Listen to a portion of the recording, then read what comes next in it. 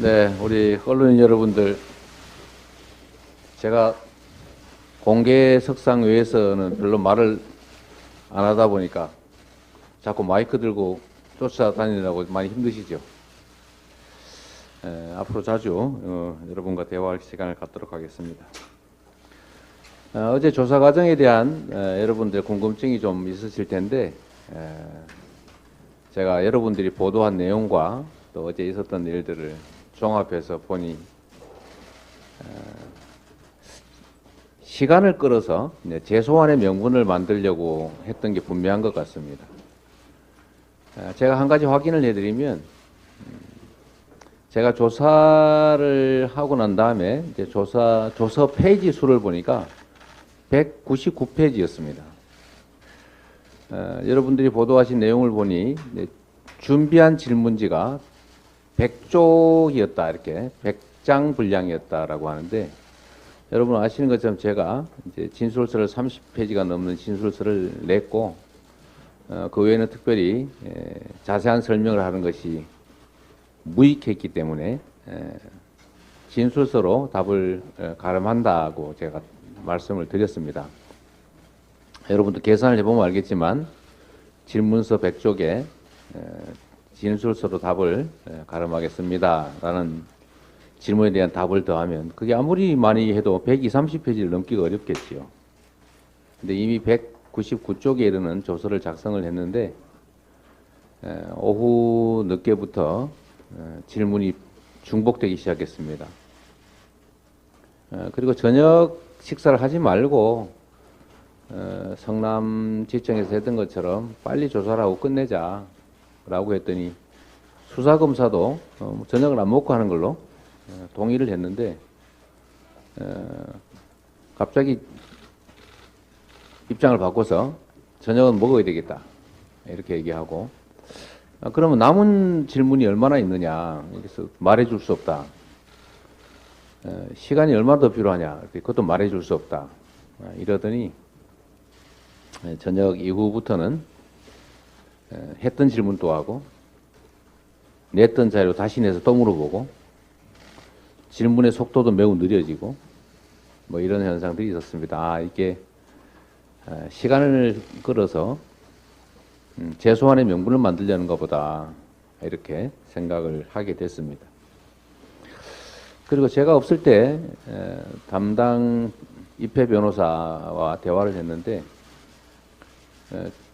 추가 소환을 하겠다고 해서 얼마의 시간이 더 필요하냐 물어봤더니 가르쳐 줄 수 없다 이렇게 말했다고 합니다. 본래 여러분 아시다시피 예정 조사 시간이 얼마 정도다 이렇게 되게 알려줍니다. 근데 이 저에 관한 사건에 대해서는 저에게도 남은 신문 분량, 소요 시간 이런 걸 계속 알려주지 않고 있었던 걸로 보면 추가 소환에 목표를 두고 사실상 충분히 신문을 완료할 수 있음에도 불구하고 시간을 일부러 끌어서 추가 소환이 필요하다는 명분을 만들었던 것으로 판단이 됩니다.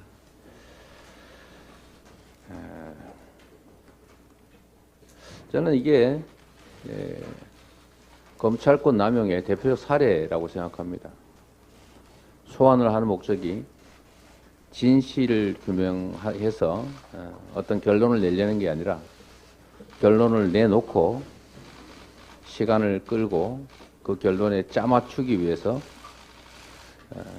사건 내용을 왜곡하고, 그리고 수사 자체가 아니라 모욕을 주기 위한, 또 국민적 의구심을 만들어내기 위한 정치 행위를 한 것이다. 검찰의 정치적 중립 의무를 완벽하게 어긴 것이다. 이렇게 생각하게 됐습니다.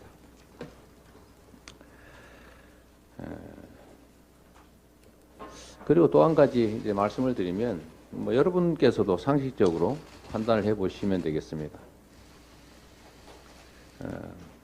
설명을 한번 복잡하니까 비교를 한번 해보겠습니다. 부산 LCT라고 하는 게 있습니다. 부산 도시공사 소유 토지인데 도시공사가 민간에 원가에 팔았습니다. 그럼 민간에 건축 허가를 내줘서 개발 이익을 100% 민간이 다 차지했습니다. 약 1조 원 정도 된다고 합니다. 대장동은 원래 그렇게 하려고 했던 것을 제가 막아서 사업 당시에 예정 이익 6,200억 정도 중에서 4,700억을 저희가 환수한 거죠. 사업자에게 1,800억 정도가 귀속됐습니다.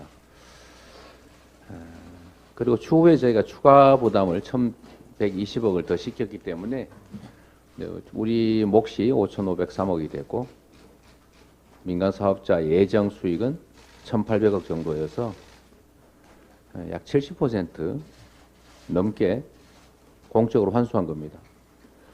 검찰은 왜 그것밖에 환수하지 못했냐? 땅값이 오를 걸 왜 예상하지 못했냐?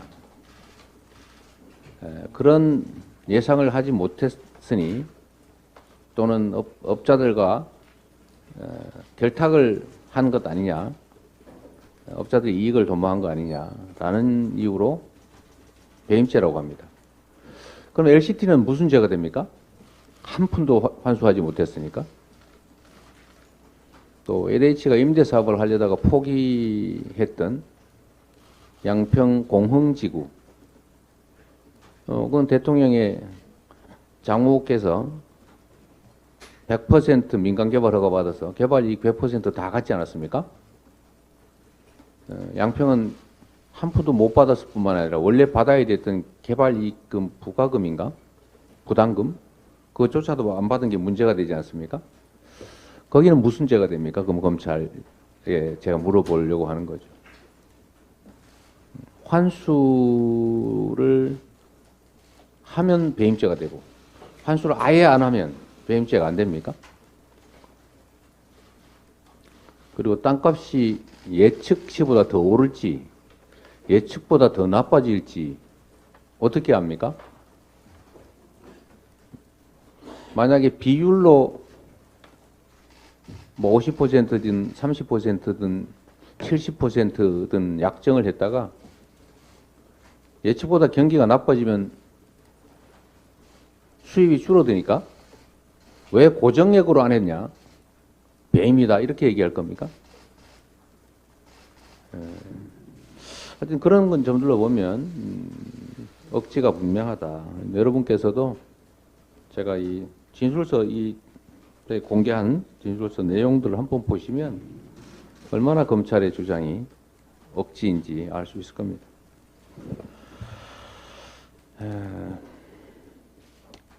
저는 지금 우리 대한민국이 검사의 나라로 바뀌어가고 있다고 생각합니다. 국민의 나라에서 검사를 위한, 검사에 의한 검사의 나라가 되어가고 있다. 한때 우리가 군사정권 또는 군사 독재정권이라고 불리는 이 독재 권력으로부터 엄청난 억압과 인권 침해를 당했는데 지금은 검사정권, 검사 독재정권이 탄생하고 있는 과정 같습니다. 국가 주요 요직에 검사들이 대거 배치되고 있습니다. 마치 군사정권 시대에 유신 사무관들이 국가 주요 부서에 배치됐던 것을 상기시킵니다. 아마 총선에도 검사 출신들이 대거 진출하게 될 것 같습니다. 군사정권 시대에 군인들이 대거 정치에 참여했던 것을 연상시킵니다. 군인들이 가진 폭력적 권력을 국민들을 향해 행사하면서 공포 정치를 했습니다. 검사들이 가진 수사권, 기소권을 이용해서 공포 정치를 하고 있습니다. 기사를 잘못 쓰면, 아니, 기사를 마음에 들지 않겠으면 압수수색을 하고 심지어 구속영장을 청구합니다. 이거는 군사정권 시대에도 없던 일입니다.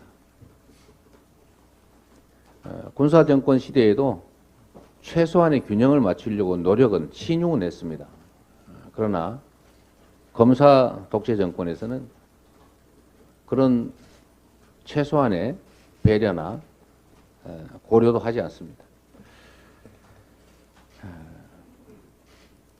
윤석열 검사 독재 정권이 공포 정치를 통해서 국민을 억압하고 또 야당을 말살하고 검사 독재 정권 중심의 장기 집권을 꿈꾸고 있는 것이 아니냐는 의심이 듭니다. 심지어 여당 안에서도 제거 작업이 시작되고 있다는 생각이 듭니다. 추가 소환에 대한 여러분들의 질문이 계속 이어지고 있어서 제가 말씀드리겠습니다. 참으로 억지스럽고 검찰권을 이용해서 진실을 발견하는 게 아니라 기소를 목적으로 조작을 하고 있습니다. 참으로 옳지 않은 일이지만 결국 제가 부족해서 대선에서 패배했기 때문에 그 대가를 치르는 것이라고 생각하고 모욕적이고 부당하지만 패자로서 오라고 하니 또 가겠습니다.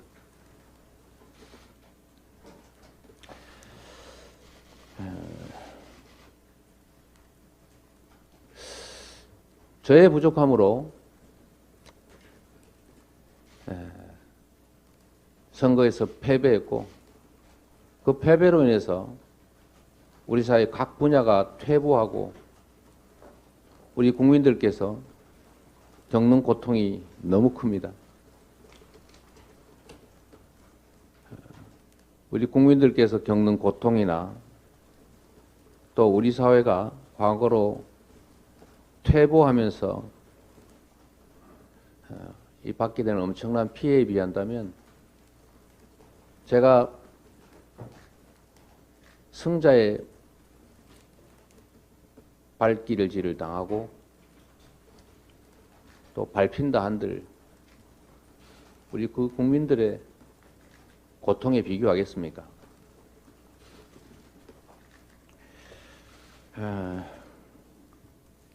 그렇게 간절하게 저를 재차 소환하고 싶어 하니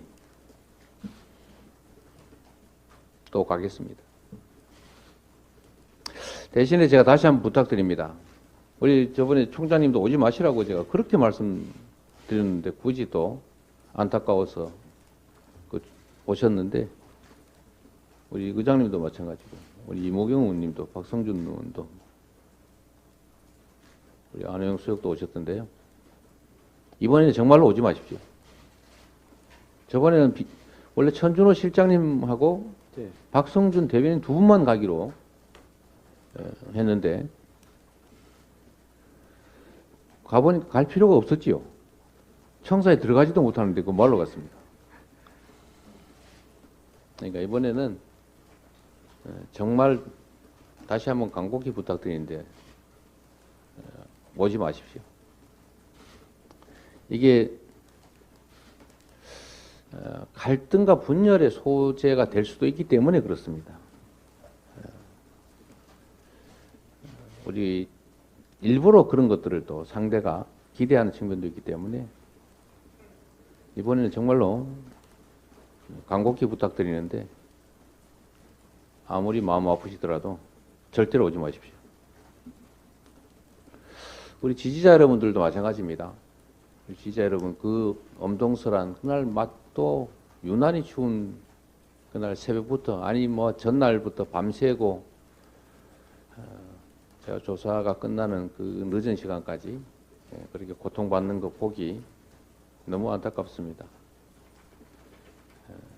저하고 변호사하고 갈 테니까 그 추운 날 너무 고통받지 마시길 바랍니다. 네, 여러분들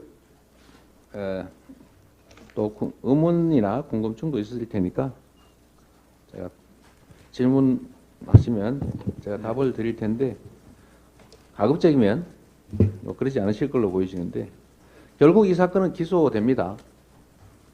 답정 기소 아닙니까? 기소하기 위해서 명분을 만드는 중이고 또 어떤 제가 해명을 하더라도 기소할 뿐만 아니라 합리적 설명을 하면 그 합리적 설명을 깨기 위한 조사를 합니다. 제가 이미 겪어본 일이죠. 그래서 여러분께서도 너무 세부적인 법정에서 다툴 사안들에 대해서 그 관심은 조금만 줄여주시길 부탁드립니다.